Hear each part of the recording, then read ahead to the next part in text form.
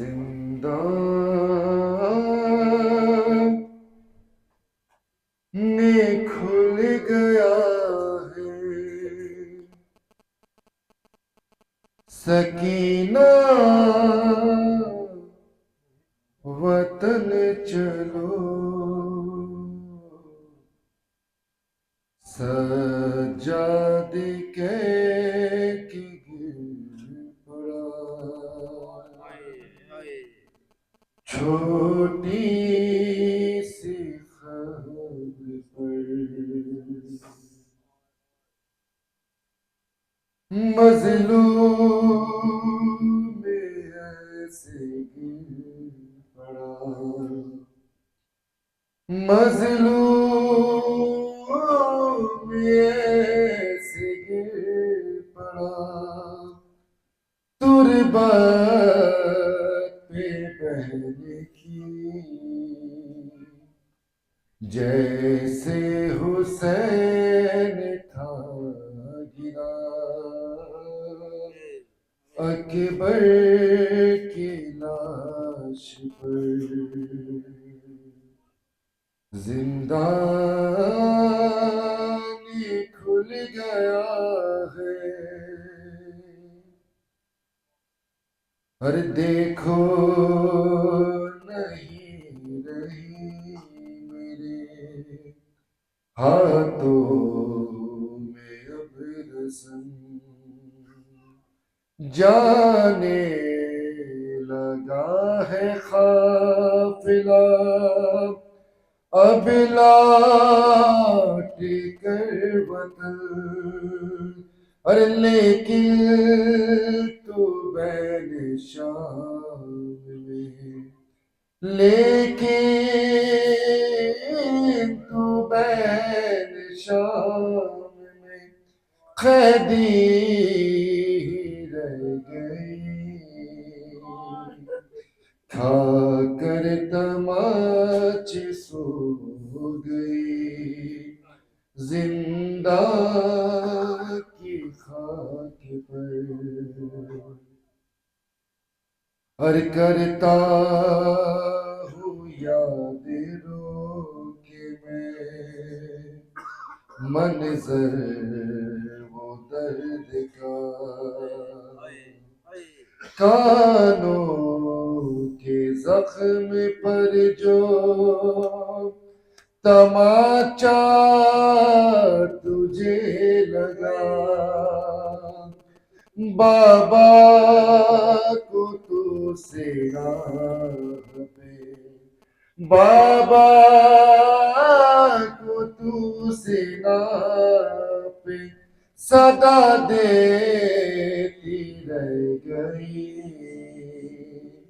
بابا سینہ پہ روتے تھے تب تجھ کو دیکھ کر، زندان کھل گیا ہے، ارے اماں کی طرح تجھ کو نہ مل پائی تھی نگاہ، بابا کی طرح تجھ کو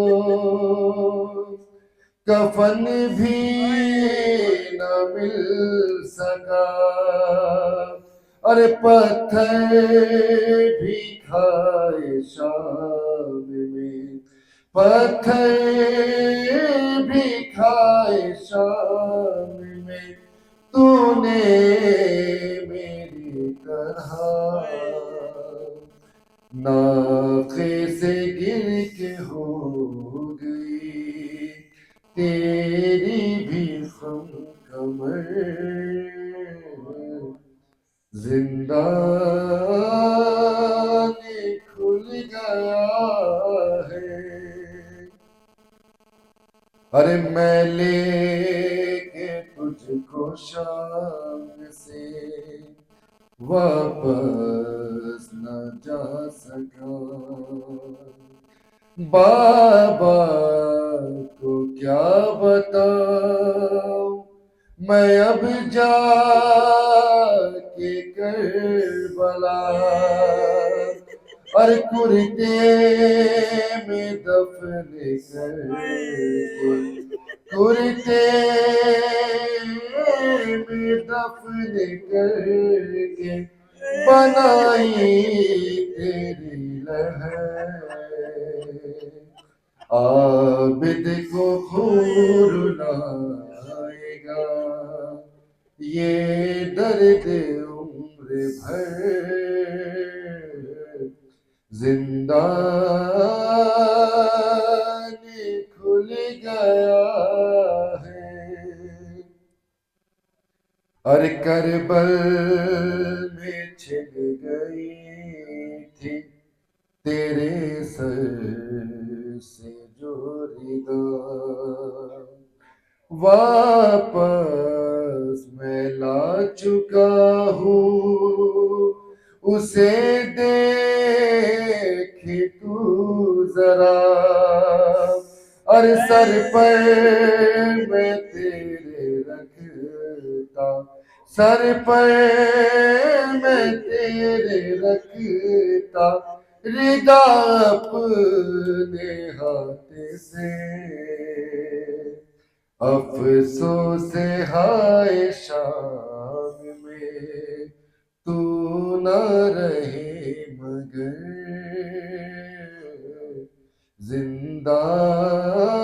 زندان کھل گیا ہے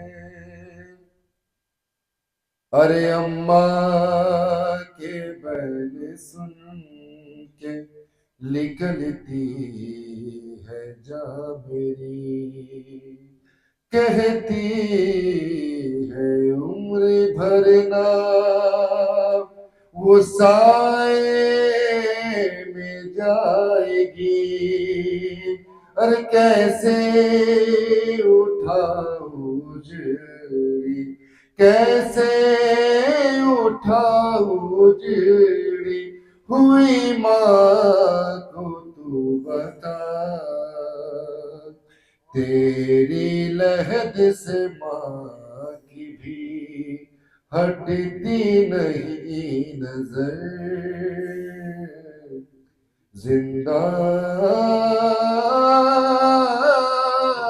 زندان کھل گیا ہے ارے وہ رخ ستے حسین پہ زینب کا امتحان ایسا ہے آج پھر سے ہے زندان کا سما سجاد ہو رہا ہے سجاد ہو رہا ہے جدا ایسے بین سے اٹھتا ہے رو کے خبر سے گرتا ہے خبر پر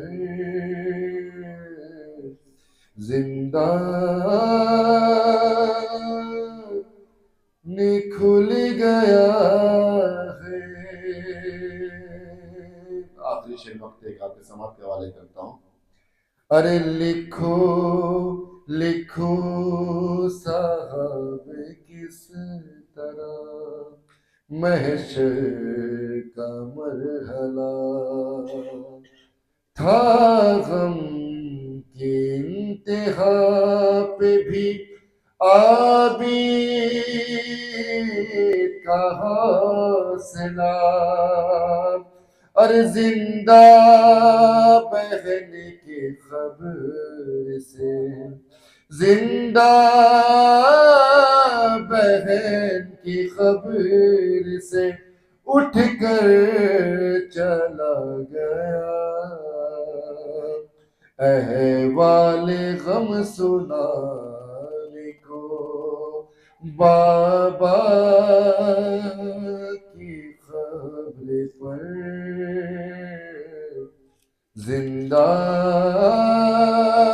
زندان کھل گیا ہے سکی مدینہ وطن چلو، سجاد کے گر پڑا چھوٹی سی خبر پر۔ بر محمد والے محمد صلی اللہ علیہ۔ فاتحہ۔ یا رب العالمین۔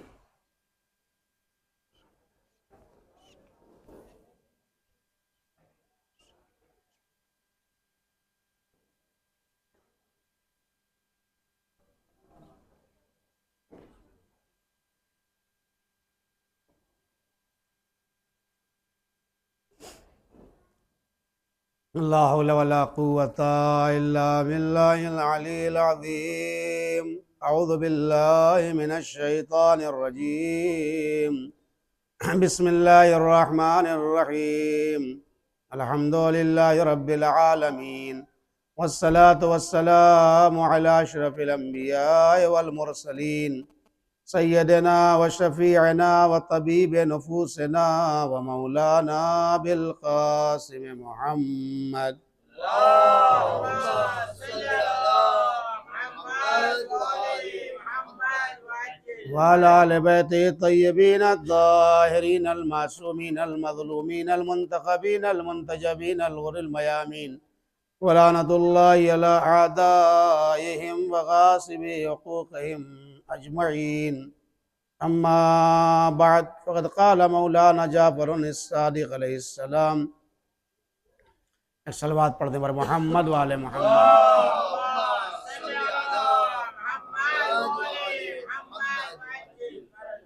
بذل مہجته فيك ليستنقذ عبادك من الجهالة وحيرة الضلال۔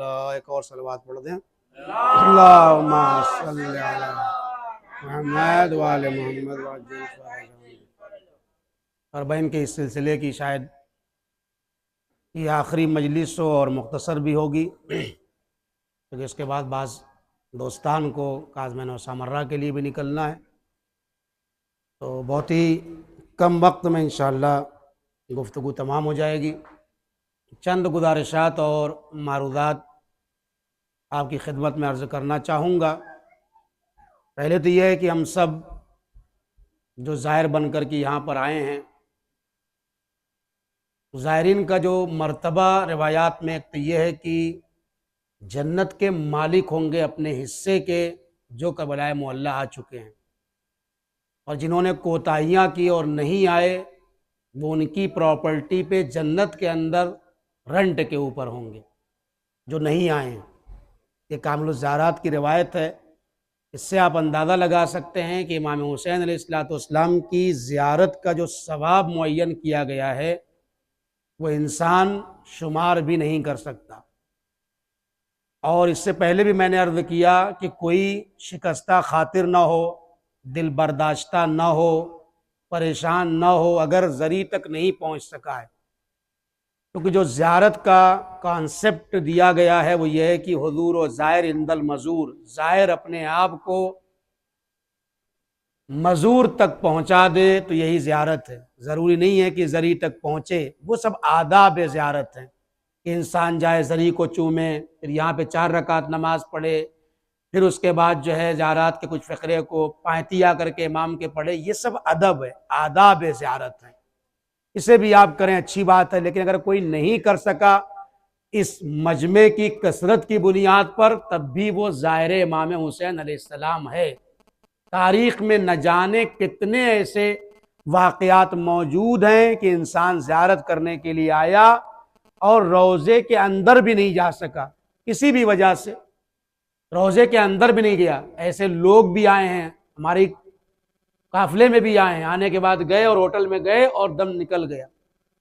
تو آپ اندازہ لگائیے، حضور و زائر عند المزار یا عند الروضہ نہیں ہے کہ اپنے آپ کو روضے سے ہم قریب کر لیں۔ مومنین اور شیعان حیدر کرار کی جو زیارت ہے وہ معرفت کے ساتھ ہوتی ہے۔ بہت توجہ چاہتا ہوں۔ حضور و زائر عند المزور کا کیا مطلب ہے؟ یعنی صاحب قبر سے اپنے آپ کو قریب کریں۔ کچھ لوگ اپنے آپ کو ذری سے قریب کرتے ہیں، کچھ اپنے آپ کو صاحب قبر سے قریب کرتے ہیں، دونوں میں فرق ہے۔ فرض کیجئے امام سے پوچھا گیا معرفت والی زیارت کیا ہے، تو امام نے یہ 4 الفاظ استعمال کیے کہ جس امام کے روضے پر جا رہا ہے اس اعتقاد کے ساتھ جائے کہ یہ میرا فلاں امام ہے، مثلا یہ میرا تیسرا امام ہے جس کی زیارت کے لیے میں جا رہا ہوں، یہ پہلی معرفت ہوئی۔ دوسری بات، اس کی اطاعت میری گردن پر واجب ہے، اس کی اطاعت میری گردن پر واجب ہے، یہ دوسری معرفت ہوئی۔ اور اس عقیدے کے ساتھ اگر زیارت کرتا ہے یہ میرا امام ہے اور اس کی اطاعت میری گردن پر واجب ہے، تیسری شرط کیا ہے؟ انسان کی زیارت با معرفت ہو جائے گی کہ جس امام کی میں زیارت کر رہا ہوں اسے مظلوم شہید کیا گیا ہے، اور چوتھی بات یہ ہے کہ اسے غریب شہید کیا گیا ہے، عالم غربت میں مارا گیا ہے۔ اگر یہ 4 کانسیپٹ کے ساتھ انسان زیارت کرنے کے لیے صرف روضے میں انٹر ہو گیا تو اس کی زیارت ہو گئی۔ اور یہ زیارت صرف نہیں ہوئی ہے، معرفت کے ساتھ زیارت ہوئی ہے۔ اس کا مطلب کیا ہے؟ جو اور لوگ آتے ہیں عقیدہ امامت کے ساتھ زیارت نہیں کرتے ہیں، ان کی زیارت تو ہوتی ہے لیکن بامعرفت نہیں ہوتی ہے۔ ہم میں سے کوئی شیعہ تو ایسا نہیں ہے جو اس اعتقاد کے بغیر زیارت کرتا ہو، وہ جانتا ہے یہ میرا امام ہے، وہ جانتا ہے اس کی اطاعت میری گردن پہ واجب ہے، وہ مانتا ہے کہ میرا امام مظلوم شہید ہوا ہے اور غریب مارا گیا ہے۔ اس امام رضا علیہ السلام کی حدیث ہے، اس اعتقاد کے ساتھ کسی امام کی زیارت کرنا معرفت کے ساتھ زیارت ہے۔ اب آپ دیکھیں، ایک غیر مسلم کی بات نہیں کر رہا ہوں، ابھی اپنے بھائیوں کی بات کروں جو مسلمان ہیں، وہ جب زیارت کرنے کے لیے آتے ہیں تو اس اعتقاد کے ساتھ نہیں آتے، وہ اس لیے آتے ہیں کہ رسول کا نواسہ ہے، بس زیارت کرنے کے لیے ہم جا رہے ہیں۔ اسی مجمع میں نہ جانے کتنے لوگ ہوں گے۔ فرض کیجئے وہ آگے بڑھ گیا، آپ سے ذری کو پکڑے ہوئے ہیں اور آپ ذری سے دور ہیں، صاحب قبر سے قریب کون ہے؟ بظاہر آپ کا جسم ذری سے دور ہے اور اس کا جسم ذری سے قریب ہے، لیکن بامعرفت زیارت اسی کی ہوگی جو بظاہر ذری سے قریب نہیں ہے، دور ہے، لیکن عقیدہ امامت، عقیدہ ولایت، عقیدہ بیعت، عقیدہ مظلومیت، عقیدہ شہادت، عقیدہ غربت چونکہ اس کے پاس پایا جاتا ہے، یہ امام سے زیادہ قریب ہے بنسبت اس کے جو ذری کو پکڑے ہے لیکن اس کا عقیدہ امامت پر نہیں ہے۔ ایک اور صلوات پڑھنے پر محمد والے محمد پر۔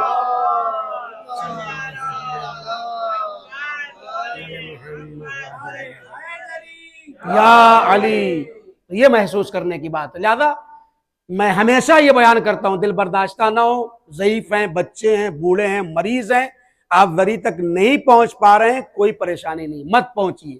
دھکا دے کے ذری تک جانا منع ہے۔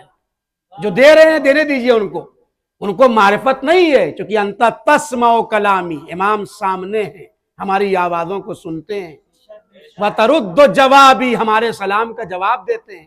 مرحلے شہادت سے گزرنا ایک الگ مسئلہ ہے، اسی لیے مسئلہ شرعی ہے۔ اگر ذری کے سامنے آپ کے پشت پہ ذری اور قبلہ سامنے آپ نماز پڑھیں گے تو یہ جائز نہیں ہے، باطل ہے، نماز حرام، حرمت کا فتویٰ ہے تاج مراجع۔ تو عام انسان کے سامنے آپ پشت نہیں کر سکتے، چچے جائے امام معصوم کے سامنے ایسے کیسے آپ کر سکتے؟ لہذا جب جائیں گے، اب آپ ذری نہیں چوم پائے ہیں کسی بھی وجہ سے، شکستہ خاطر نہ ہو۔ شخص ہے گیا زیارت کرنے کے لیے، غریب کا واقعہ، وہاں پہنچا، دیکھا بہت مجمع ہے، سوچا تھوڑا مجمع کم ہو جائے تو میں ذری سے چمٹوں، مجمع وہاں کم ہی نہیں ہو رہا ہے، ویسے ہی مجمع ہے، آتے رہے ہیں جا رہے ہیں لوگ، مجمع کم نہیں ہو رہا ہے۔ اس کے دماغ میں تھوڑا عقیدہ کمزور رہا ہوگا، سوچا یہ کیسے سب کی آواز سن رہے ہیں، لاکھوں لوگ ہیں، ہر ایک کہہ رہا ہے میری یہ پریشانی ہے، میری یہ پریشانی ہے، میرا یہ مسئلہ حل کر دیجیے، میرا یہ مسئلہ حل کر لیجیے، تو سب کے سامنے پریشانی ہے، کیسے سنیں گے؟ تھوڑا کم ہو جائے تو میں اپنی زبان میں کہا جائے خصوصی جا کر کے امام سے ملوں، اسپیشل طریقے سے اپنی مناجات، اپنی دعائیں رکھوں۔ کھڑا کھڑا تھک گیا، بیٹھ گیا، مجمع کمی نہیں ہو رہا ہے اور غنودگی کے عالم میں چل گیا۔ ایک ہوتا ہے خواب، ایک ہوتا ہے مکاشفہ۔ مکاشفے میں کیا دیکھتا ہے کہ امام علیہ السلام کا روضہ بہت بڑا ہو گیا ہے، جو میں دیکھ رہا تھا روضہ بہت بڑا ہو گیا ہے امام کا، اور جتنے زائرین کو میں دیکھ رہا تھا ذری کے پاس موجود تھے نا، وہ سارے زائرین ابھی بھی موجود ہیں، کوئی گیا نہیں ہے، لیکن اتنا بڑا روضہ ہے کہ ہر زائر کو الگ الگ جگہ مل گئی ہے، اور کوئی تلاوت قرآن کر رہا ہے، کوئی نماز پڑھ رہا ہے، کوئی رکوع میں ہے، کوئی سجود میں ہے، ہر انسان کے بغل میں امام بیٹھے اس کی مناجات کو، دعاؤں کو سن رہے ہیں۔ صلوات تو پڑھ دیں بر محمد والے محمد والے محمد۔ ہمارے لیے زمین و زمان و مکان حائل ہو سکتے ہیں، اور ہم ایک جگہ ہے تو دوسری جگہ نہیں پہنچ سکتے ہیں۔ امام حاضر کا مطلب یہ ہوتا ہے، امام ناظر کا مطلب یہ ہوتا ہے کہ امام بیک وقت کئی جگہ پہنچ سکتا ہے، اور جب ان کے جد امیر المومنین ایک ہی وقت میں 40 گھروں میں جا کر کے کھانا تناول فرما سکتے ہیں، تو میرا یہ امام ہر زائر کے بغل میں ان کی دعاؤں کو بھی سن سکتا ہے اور ان کی مناجات کو بھی قبول کر سکتا ہے۔ صلوات پڑھ دیں بر محمد والے محمد محمد والے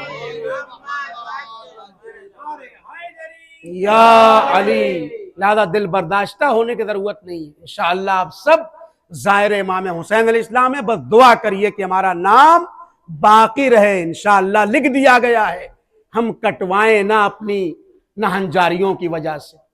اور میں نے صبح بھی کہا، حقیقت میں اگر دل میں تڑپ ہے، ٹھیلا چلانے والے، رکشہ چلانے والے، جس کے خواب و خیال میں بھی نہیں ہوتا ہے پوری لائف کی میں کربلا پہنچوں گا، وہ بہت زیادہ مالداروں سے پہلے اپنے آپ کو کربلا پہنچا دیتے ہیں۔ یہ کون سی چیز ان کو کھینچ کر کے لے کے آتی ہے؟ یہی دل کی تڑپ، آنکھوں کا اشک، اور زبان اگر صداقت کے پانی سے دھلی ہے۔ اگر آپ ایک مرتبہ خلوص دل سے اپنے گھر سے کہہ کے دیکھیے، جتنا جس کو تڑپ ہوتی جاتی ہے اتنا اس کو زیارت کا شرف ملتا جاتا ہے۔ ایک اور صلوات پڑھ دیں بر محمد والے محمد۔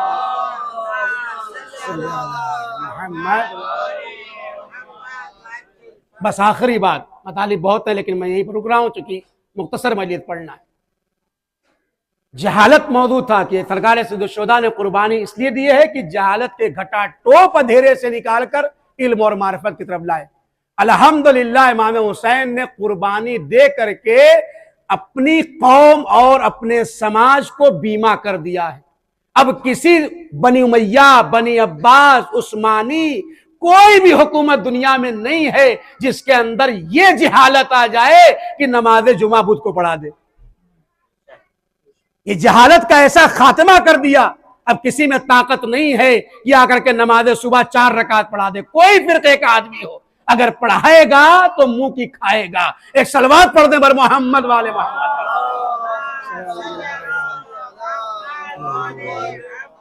بچے بھی ہیں، کچھ واقعات اس لیے پڑھ دیتا ہوں ان کے ذہن میں باقی رہتا ہے کہ بہت سارا معرفت کی باتیں ہو سکتا ہے ان کے ذہن میں نہ ہو۔ حمص کا واقعہ بھی مجلس تمام ہو جائے گی۔ کتنی جہالت تھی صرف اس کا اندازہ لگا لیجئے، اور سرکار سید الشہداء کے قربانی سے جہالتوں کا کیسے خاتمہ ہوا، کیسے لوگ علم کی طرف آئے، معرفت کی طرف آئے، اور لوگ روشناس ہوئے اہل بیت سے۔ اسی شام اور کوفہ میں کیا یزید ایسی آزاد کر دیتا؟ یہ خطبوں کی دھمک تھی، لوگوں کے اندر علم و معرفت کا وہ شعور پیدا ہو گیا تھا، مجبور کیا یزید کو کہ ان کو آزاد کرو۔ دیکھیے کتنی اجازت تھی، سن 61 ہجری سے پہلے کا بتا رہا ہوں اسلام کیا تھا۔ نماز جمعہ بدھ کو پڑھا دی گئی، نماز صبح 4 رکعت پڑھا دی گئی، شراب پی کے پلائی گئی، اور جب لوگوں نے کچھ کہا تو کہا اگر چاہو تو میں اور پڑھا دوں، بہت موڈ میں ہوں۔ ایک صلوات پڑھ دیں بر محمد والے محمد صلی اللہ علیہ وسلم۔ شخص ہے، یہ واقعہ لکھا ہے صاحب نعیم الابرار نے، وہ ذمہ دار ہے۔ وہ کہتے ہیں کہ ایک شخص تھا، واقعہ کربلا سے پہلے کی بات ہے، شام کا منظر کیا تھا۔ وہ کہتے ہیں حمص کا واقعہ، حمص جو شام میں اس وقت موجود ہے، ایک شخص اہل بیت کا چاہنے والا تھا، تعلیمات اہل بیت سے وہ لبریز تھا۔ وہ گیا حمص تو دیکھا کہ وہاں جو مؤذن اذان کہہ رہا ہے اذان غلط ہو رہی، وہ نہیں کہہ رہا ہے اشہد ان لا الہ الا اللہ، بلکہ وہ کہہ رہا ہے اہل حمص یشہد ان لا الہ الا اللہ۔ مطلب کیا ہوا؟ اگر میں کہوں اشہد ان لا الہ الا اللہ، اس کا مطلب ہے کہ میں گواہی دیتا ہوں کہ حضور پاک پیغمبر اللہ کے رسول ہے۔ اگر میں یہ کہوں کہ اہل حمص یشہد ان لا الہ الا اللہ، اس کا مطلب یہ کہ میں گواہی نہیں دیتا ہوں کہ پیغمبر محمد جو ہے، پیغمبر جو ہے اللہ کے رسول ہے، بلکہ یہ شہر والے، حمص والے گواہی دیتے ہیں کہ رسول پاک پیغمبر تھے۔ اس نے سوچا یار یہ اذان اتنی غلط ہو رہی ہے، ابھی کتنے سال کا فاصلہ ہوا ہے، زیادہ 50 سال کا فاصلہ ہوا پیغمبر کو گئے ہوئے، اتنی تبدیلی۔ ابھی مولانا آئیں گے تو ان سے پوچھ لیں گے بھائی اذان غلط کیوں ہو رہی ہے۔ میں بہت جلدی پڑھ رہا ہوں، تفصیلی واقعہ ہے، مطلب کی بات عرض کر رہا ہوں۔ جب مولانا صاحب آئے سوچا اس سے مسئلہ پوچھ لیں گے، تو نماز کے وقت ہو گیا تو سوچا مسئلہ پوچھیں۔ مسئلہ کیا ہے؟ مولانا جو ایک مصلے سے ایک پیر مصلے کے باہر کیے ہوئے ہیں اور ایک ٹانگ سے نماز پڑھا رہے ہیں۔ دیکھیے جہالت، ایک ٹانگ باہر ہے مصلے سے اور ایک پیر سے نماز پڑھا رہے ہیں۔ تو اس نے سوچا ابھی تو اذان غلط ہو رہی تھی، اب تو اللہ مالک ہے، یہ نماز کا یہ عالم ہے، توہین ہے، ایک پیر سے نماز، ان سے کیا مسئلہ؟ جس آدمی کو تمیز نہ ہو کہ مصلے پہ کھڑے کیسے ہوتے ہیں، وہ مسئلہ کیا بتائے گا؟ کہا ان سے نہیں پوچھتے ہیں، اب چلتے ہیں کس کے پاس؟ قاضی شہر کے پاس، وہاں جاتے ہیں قاضی سے۔ یہ گیا قاضی کا ایڈریس لے کے وہاں پہنچا کہ بھائی اس سے مسئلہ پوچھیں گے، یہ معاملہ کیا ہے؟ تو وہاں گئے تو عجیب منظر تھا، سامنے قرآن کھلا ہوا ہے اور شراب کی بوتلیں رکھی ہوئی ہیں۔ اتنا عام تھا۔ انہی بنی عباس کے خلفاء میں سے ایسے خلفاء گزرے ہیں جنہوں نے گھر میں حوض بنا رکھا تھا اور اس حوض کے اندر ڈبکی لگا لگا کے شراب پیتے تھے، اور اتنا پیتے تھے کہتے ہیں 4 انگشت کی جگہ کم ہو جاتی تھی اس حوض سے، اتنا شراب نوشی کا بازار گرم تھا۔ قرآن کی توہین ہو رہی، قرآن کھلا ہوا ہے، سامنے شراب پی رہا اور قاضی پی رہا ہے، کہہ رہا ہے بھائی جو میں نے پیا ہے نا یہ شراب ہے، اور قرآن بھی کھلا ہوا ہے۔ کہا اس سے کیا مسئلہ پوچھا؟ جو قرآن کی توہین کر رہا اسی قرآن میں لکھا ہے شراب حرام ہے۔ چلتے ہیں مفتی اعظم، اب آخری ڈگری تو اس زمانے کی، مفتی اعظم کے پاس چلتے ہیں۔ گیا دق الباب کیا، تفصیلوں کو چھوڑا میں نے، دق الباب کیا، زوجہ محترمہ نے پوچھا کہ کون؟ کہا میں ایک مسافر ہوں، آیا ہوں کچھ مسئلہ پوچھنا ہے۔ کہا مفتی صاحب تو نہیں ہے؟ کہا کہاں گئے بتا دو، میں وہاں جا کے مل لوں گا۔ کہا کسی کا انتقال ہو گیا ہے، نماز جنازہ پڑھانے کے لیے قبرستان گئے۔ اس نے ایڈریس لیا، قبرستان پہنچ گیا۔ وہاں عجیب منظر دیکھا کہ ایک مردہ ہے، بظاہر مردہ ہے، مردہ نہیں، 4 آدمی اس کا گلا گھونٹ رہے ہیں، وہ اکیلا کہہ رہا ہے کہ بھائی میں زندہ ہوں، میں نماز جنازہ مت پڑھاؤ، اور 4 آدمی گلا گھونٹ گھونٹ کے کہہ رہے ہیں مفتی صاحب یہ مر چکا ہے، آپ نماز پڑھائیے، اور مفتی صاحب نماز پڑھا رہے ہیں۔ اس نے دیکھا یار ہر چیز غلط ہو رہی ہے، اذان غلط، نماز غلط، اور قرآن کی توہین اور نماز جنازہ کی توہین ہر طرح کی۔ اب کہیں جاتا نہیں، کہاں جاتا بیچارہ، آگے تو کوئی ہے ہی نہیں۔ کہا ٹھیک ہے نماز ختم ہو، اللہ اللہ کر کے ان سے پوچھتے ہیں۔ کہا اچھا یہ بتائیے مسئلہ کیا ہے یہاں پر؟ میں یہاں آیا ہوں تو ہر چیز بدلی ہوئی ہے، پیغمبر کے زمانے کے 50 سال گزرے، اتنی چینجنگ کیسے آ گئی؟ کہا کیا بات ہے بھائی؟ کہا وہ مؤذن کہہ رہا تھا کہ اہل حمص گواہی دیتے ہیں محمد اللہ کے رسول، ہم نہیں گواہی دیتے، یہ کیا ہے؟ کہا تم بیوقوف ہو، تم نے کچھ پڑھا وڑا نہیں ہے۔ بات یہ ہے کہ کوئی مؤذن نہیں تھا، اذان دینے والا کوئی نہیں مل رہا تھا، تو ہم کرائے کا ایک غیر مسلمان کو لے کر کے آئے۔ پہلی بات مسجد میں انٹرنس کیسے جائز ہو گیا؟ اس کو کرائے پہ لائے، کچھ تنخواہ دیتے ہیں، پیسے دیتے ہیں، تو وہ ہم لوگوں کی طرف سے گواہی دیتا ہے کہ بھائی اگر میں گواہی دے دوں گا تو مسلمان ہو جائے گا، لہذا وہ نہیں کہتا ہے میں گواہی دیتا ہوں، اس شہر والے گواہی دیتے ہیں۔ کہا چلیے ٹھیک ہے، اس مسئلے کو ہم نے مان لیا یا سمجھ لیا، تھوڑی دیر کے لیے اس کو ہم مان لیتے ہیں۔ یہ کیا تھا جو نماز پڑھا رہے تھے مولانا اور اس کے بعد توہین کر رہے تھے نماز کی؟ کہا وہ کیا؟ کہا مسئلے میں نماز پڑھا رہے تھے، مسئلہ کیا تھا؟ کہا ایک پیر سے۔ کہا یہ تو بہت غلط بات ہے، ایک پیر سے نماز مگر ہو سکتی ہے۔ کہا تم مسئلے شرعی کو نہیں جانتے ہو، کیا مسئلہ ہے؟ ان کی نمازیں بڑی جلدی جلدی قضا ہوتی ہیں، بھی آپ کو پتا ہے۔ اس نے کہا مولانا جب نماز کے لیے نکلے تھے تو وہ سکتا کتا تھا، اس نے نجاست کر دی اور وہ کچھ نجاست کی چھینٹیں ان کے اوپر آ گئی۔ اب مولانا جاتے، غسل کرتے، نہاتے، تب تک نماز قضا ہو جاتی، لہذا انہوں نے مسئلہ یہ بنایا کہ جو پیر نجیس ہے اس کو مصلے سے باہر کر دو اور جو پاک ہے اس سے نماز پڑھا دو۔ دیکھ رہے ہیں نا یہ کیا تفریح، یہ اسلام ہے۔ اب ہنسنے کی بات نہیں، بچوں کے ذہن میں باقی رہے گا، اس لیے میں عرض کر رہا ہوں، قابل توجہ بات ہے۔ کہا اچھا ٹھیک ہے چلیے اس کو بھی تھوڑی دیر کے لیے ہضم کر لیتے ہیں، حالانکہ یہ غلط ہے۔ اچھا وہ کیا قاضی کیا کر رہا تھا؟ قرآن کی توہین کر رہا تھا؟ کہا نہیں وہ توہین نہیں کر رہا تھا، وہ قاضی ہے، اس کا کام ہی فیصلہ کرنا، جج ہے، اس کو فیصلہ کرنا ہے۔ اب 2 آدمی کچھ پیے تھے لکوڈ، آپس میں لڑ رہے تھے۔ ایک کہہ رہا تھا نہیں بھئی جو ہم نے پیا ہے وہ نجس چیز پی ہے، شراب پی ہے، کہہ رہا نہیں یار ہم نے پانی پیا ہے۔ اب یہ لڑتے لڑتے بات اتنی آگے بڑھ گئی، کہا چلو قاضی کے پاس، قاضی جو کہہ دے گا اس کو مان لیں گے۔ دونوں لڑتے ہوئے آئے تو قاضی نے کہا کہ اگر میں بغیر پیے فیصلہ کر دوں تو ایک کے خلاف چلا جائے گا اور کہے گا یہ اتنے طرفداری کر دی ہے، لہذا پہلے میں پیتا ہوں تاکہ پتہ چل جائے۔ اس کا مطلب کیا ہے؟ یہ قاضی بھی بہت پکا شرابی تھا، جس آدمی کو کسی کا ٹیسٹ نہیں پتا ہے۔ صلوات پڑھنے پر محمد والے محمد صلی علی محمد والے محمد۔ اب بتا رہا کہا چلیے ٹھیک ہے اس کو ہی مان لیا، وہ پی کر کے قضاوت کر رہا تھا تاکہ آپس میں لڑائی ختم ہو جائے، مان لیا چلیے اس کو تھوڑی دیر کے لیے۔ یہ کیا قیامت صغریٰ برپا ہے؟ ایک آدمی جنازے میں، بندے خدا زندہ ہے، 4 آدمی گلا دبا رہے ہیں اور آپ نماز جنازہ پڑھائے جا رہے ہیں، مگر زندہ کی نماز جنازہ ہوتی ہے؟ کہا تم نے بالکل قرآن نہیں پڑھا ہے، قرآن پڑھو، اس میں ہے کہ ایک انسان کی گواہی قابل قبول نہیں ہے، حد اقل 2 مرد ہوں یا 4 خواتین ہوں تو اس کی گواہی قبول ہے۔ ارے بھائی وہ اکیلا کہہ رہا ہے نا میں زندہ ہوں، اس کے مقابلے میں 4 کہہ رہے ہیں یہ مر چکا ہے۔ ایک صلوات پڑھ دے پر محمد والے محمد صلی اللہ محمد۔ یہ تھا اسلام۔ خالی نماز جمعہ بدھ کو نہیں ہوئی ہے، یہ نماز تھی، یہ اذان تھی، یہ تلاوت کا انداز تھا، یہ شراب نوشی کا بازار گرم تھا، یہ نماز جنازہ کی توہین، پوری شریعت کو ختم کر دیا تھا۔ لہذا میں پورے ذمہ داری کے ساتھ یہ جملہ کہہ کے مسائب پہ آ رہا ہوں، بعد قتل الحسین ارتد الناس الا الثلاث، کائنات میں امام حسین علیہ السلام کی شہادت کے بعد اہل حرم کو چھوڑ کر 3 شیعہ بچے تھے جو واقعی شیعہ، بھیڑ لگانے والے بہت تھے، ارتد الناس روایت ہے، یہ صرف 3 شیعہ، ان کے تاریخ میں نام بھی محفوظ ہے۔ بڑی مشکل سے اس سرکار سید الشہداء کی قربانیوں نے دین کا بیمہ کر کے ہم تک پہنچایا ہے۔ لہذا ہمارا سلام ہو اس امام غریب پر جس نے ہم تک دین بچوں کو لٹا کر دیا، بہن کی چادروں کو لٹا کر کے دیا۔ عزیزو آپ نے مسلسل مصائب سنے ہیں، اب میں ذرا سا کربلا سے مدینے کی طرف چلوں گا، شاید آخری مجلس ہے اور یہ مصائب میں ایک ہی مرتبہ سال میں پڑھتا ہوں یا 2 مرتبہ، اس سال ایک ہی مرتبہ پڑھ کے بات کو تمام کر دوں گا۔ یہی احساس ہے نا، قدم قدم پر سبیلیں لگی ہیں، آؤ پانی پی لو، آؤ حسین کے زوارو پانی پی لو۔ ہر امام سجاد جب بھی وضو کے لیے پانی آتا تھا کربلا کا رک کر کے آواز دیتے تھے، ہائے رے میرا بابا پیاسا مارا گیا۔ کھانا آتا تھا فوراً کربلا کا رک کر دیتے تھے، ہائے رے میرا بابا کو بھوکا مارا گیا۔ اتنا گریا کرتے تھے نازادارو کہ پانی مضاف ہو جاتا تھا، دوبارہ پانی منگاتے تھے، پھر بھی یہی عالم ہو جاتا تھا اے عزادارو۔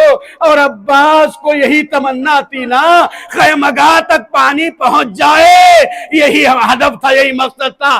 سنیے گا عزادارو، جب یہ قافلہ مدینے پہنچا تو ام کلثوم نے مرثیہ پڑھ لیا، اے نانا کے مدینے ہمارے آنے کو قبول نہ کر، اس لیے کہ جب ہم گئے تھے ہمارے وارثوں کا سایہ موجود تھا، ہماری گودیاں آباد تھی، آج ہماری گودیوں میں ہمارے گود کے پالے موجود نہیں ہیں۔ قافلہ روک دیا گیا، بشیر جاتا ہے اور اعلان کرتا ہے، اے مدینے والو واللہ قد قتل الحسین بکربلا، حسین کو شہید کر دیا گیا۔ ایک مرتبہ جب محلے بنی ہاشم سے گزرا تو ایک نقاب پوش بی بی عصا کا سہارا لے کے باہر نکلی۔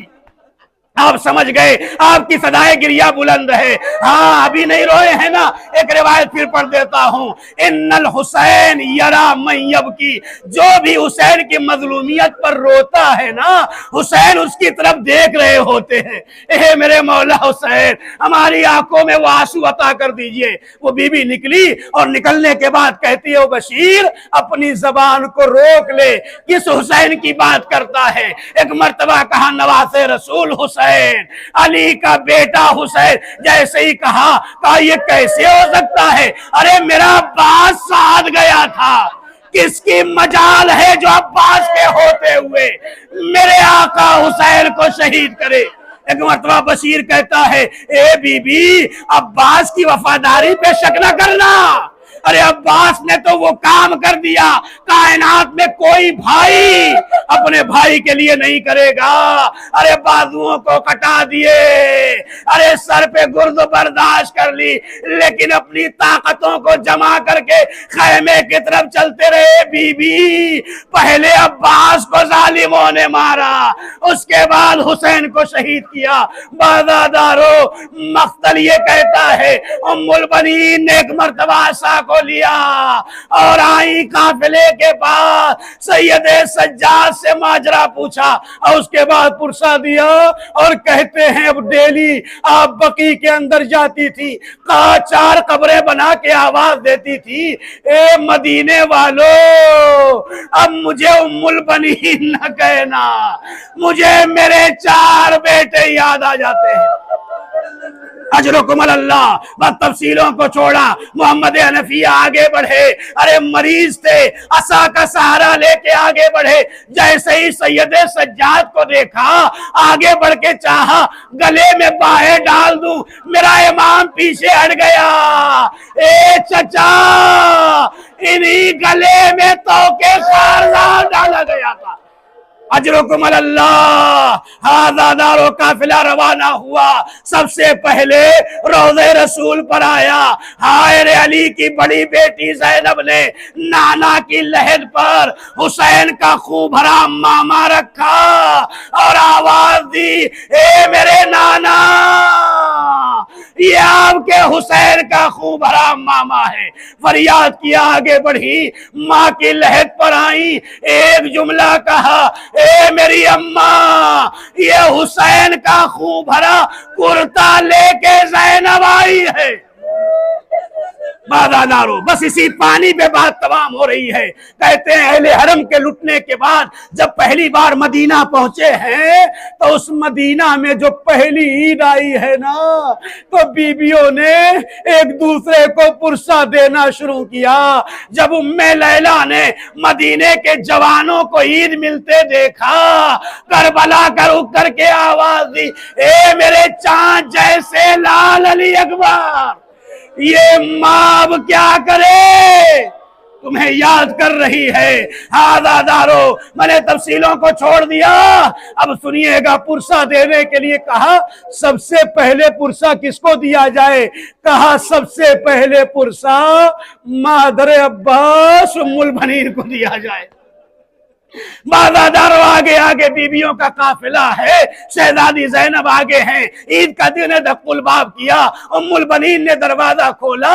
अब देखा कायनात की शहजादी मेरे घर पर आई हैं। पूरा दरवाजा खोल दिया, शहजादी ये आपका घर है, आइए। बीबियों को बुला लिया और बैठा दिया जमीन पर, बीबियां बैठ गईं। एक मर्तबा शहजादी उम्मुल बनीन ने एक जुमला कहा हाथों को जोड़कर, ए शहजादी ज़ैनब, मुझे माफ कर दीजिएगा, करबला के प्यासे मेरे घर पे मेहमान हैं और घर में कुछ खाने पीने को नहीं है। रोज़ादारों, मजलिस इख्तिताम की मंजिलों तक है, हसरत बाकी न रहे, लोग कल से जाना शुरू हो जाएंगे ना। ए मौला, फिर से बुलाइएगा, बार बार बुलाइएगा। हमारे आमाल में कोई ताकत नहीं है, अगर यही ज़ियारत है जो आपकी बारगाह में पेश कर देंगे। बाज़ादारों, एक मर्तबा जनाबे ज़ैनब खड़ी हुई, जनाबे अब्बास का पुरसा मादरे अब्बास उम्मुल बनीन की खिदमत में पेश किया। इतने में जनाबे उम्मुल बनीन ने रोक दिया, शहजादी अभी आप ठहर जाइए। एक मर्तबा अब्बास के बेटे फजल को बुलाया, ए मेरे लाल फजल आओ। कहा अम्मा बताइए दादी। फरमाया कि अरे करबला के प्यासे घर पर आए हैं, क्या मेरे लाल पानी की सबील न करोगे? एक मशकीदा निकाला, फजल के कांधे पे डाला, जाओ पानी लेकर आओ। अरे ज़ैनब से रहा न गया, करबला का रुख कर दिया। एक गैरतदार भैया अब्बास, अरे तुम शर्मिंदा ना होना, अगर तुम पानी न पिला सके, आओ देखो तुम्हारा लाल अब करबला के प्यासों को पानी पिला रहा है। ए भैया शर्मिंदा।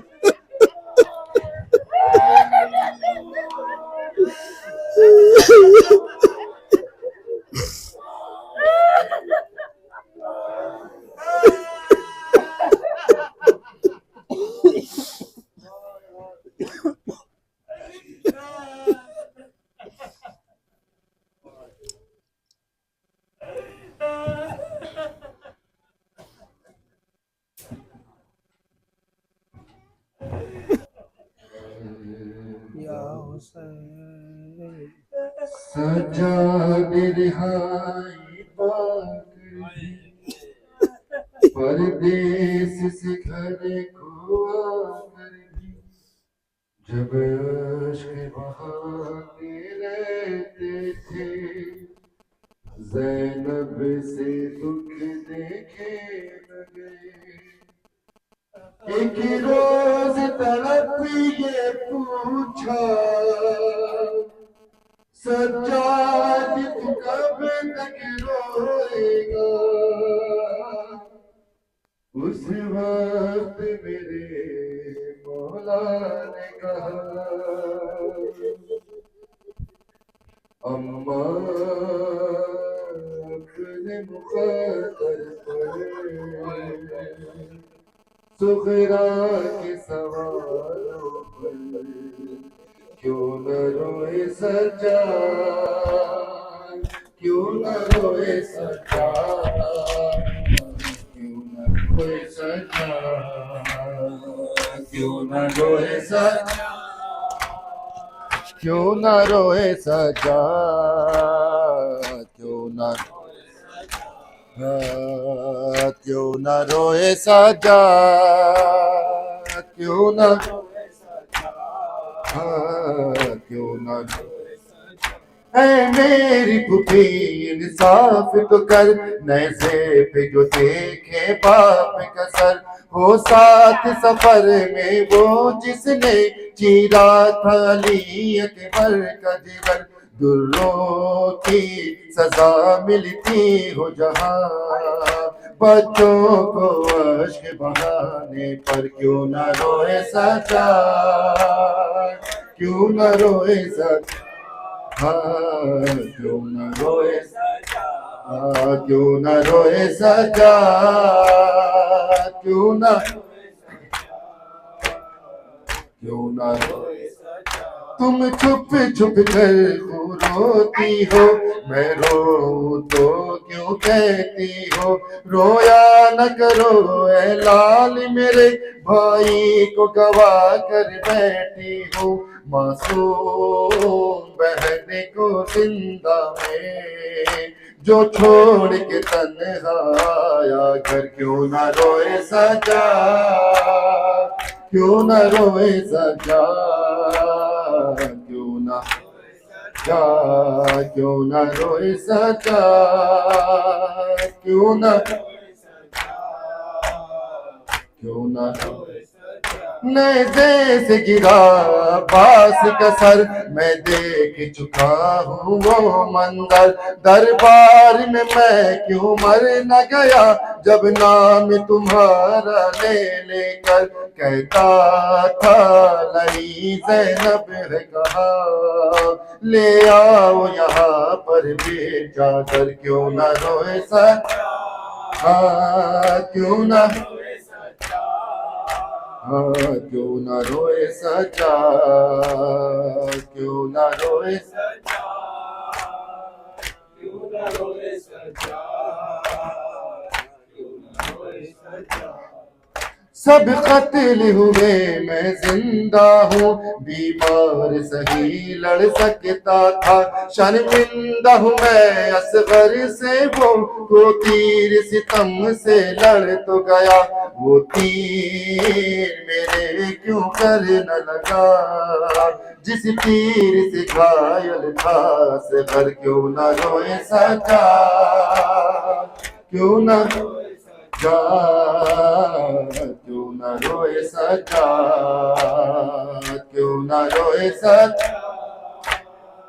क्यों न रोए सज्जाद, क्यों न रोए, क्यों सामने सुगरा के जाऊं, बेहतर तो यही है मर जाओ, तुम जिंदा हो अकबर न रहा, वो पूछे तो क्या बतलाऊं, क्या सब्र करूं क्या सब्र करूं, है जख्म बहुत दिल के अंदर, क्यों न रोए सज्जाद, क्यों न रोए सज्जाद, क्यों न रोए सज्जाद, क्यों न रोए सज्जाद, क्यों न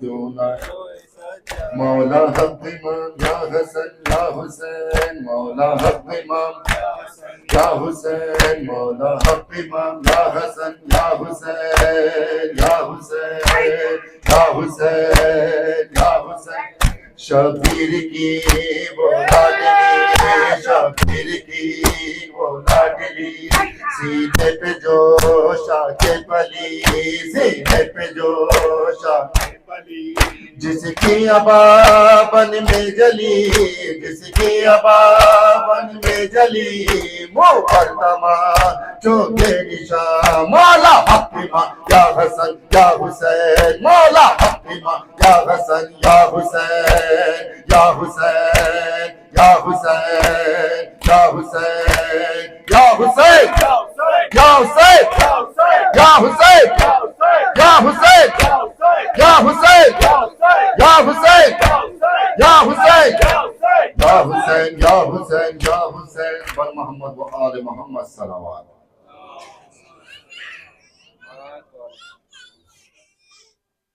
اللهم لنا ولا ظالمين ظلم حق محمد وآل محمد وآخر التابعين له على ذلك اللهم لنا الإصابة التي جعلت الحسين وشايعت وبايعت وتابعت على قتله اللهم لنهم جميعا السلام عليك يا أبا عبد الله وعلى الأرواح التي حلت بفنائك عليك مني سلام الله أبدا ما بكيت وبكي الليل والنهار ولا جعله الله الآخر لأحد من دين زيارتكم السلام على الحسين وعلى علي بن الحسين وعلى أولاد الحسين وعلى أصحاب الحسين السلام عليك يا أبا الفضل العباس بن أمير المؤمنين وقاسم بن الحسن ومسلم بن عقيل ومسلم بن أوسجة وحاني بن عروة وحبيب بن مظاهر والحر الشهيد الرياحي السلام عليكم يا ساداتي ومواليا جميعا ورحمة الله وبركاته السلام عليك يا غريب الغرباء السلام عليك يا معين الضعفاء والفقراء السلطان أبا الحسن يا علي بن موسى الرضا روحي وجسمي نقل الفدا ورحمة الله وبركاته السلام عليك يا صاحب الزمان السلام عليك يا خليفة الرحمن السلام عليك يا شريك القرآن السلام عليك يا إمام الإنس والجان أجل الله تعالى فرجك وصح الله مخرجك وظهورك ورحمة الله وبركاته اللهم صل على محمد وعلى محمد بسم الله الرحمن الرحيم اللهم كل وليك حجة ابن حسن صلوات الله عليه وعلى آله في هذه الساعة وفي كل ساعة وليا وحافظا وقائدا وناصرا ودليلا وعينا حتى تسكنه أرضك دوما وتمتعه فيها طويلا اللهم صل على محمد اللهم صل على محمد وآل محمد وأجل